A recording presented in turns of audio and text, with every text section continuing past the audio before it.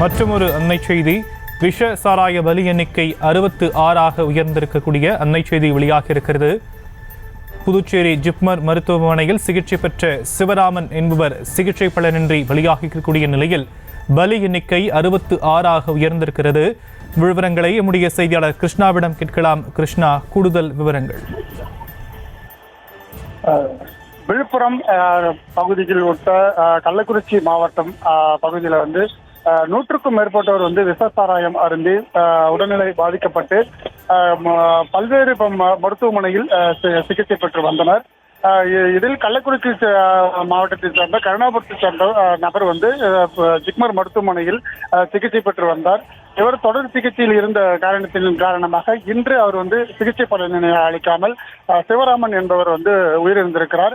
ஏற்கனவே 65 நபர்கள் இந்த விஷ சாராயத்தினால் உயிரிழந்த நிலையிலே புதுச்சேரியில் ஒரு நபர் மேலும் ஒரு நபர் உயிரிழந்த சம்பவம் மேலும் அதிர்ச்சியை ஏற்படுத்தியிருக்கிறது.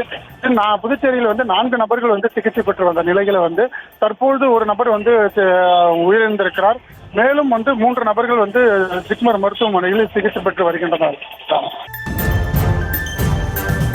தற்போதைய விவரங்களுக்கு நன்றி கிருஷ்ணா. செய்திகளை உடனுக்குடனும் துல்லியமாகவும் தெரிந்து கொள்ள சப்ஸ்கிரைப் பண்ணுங்க.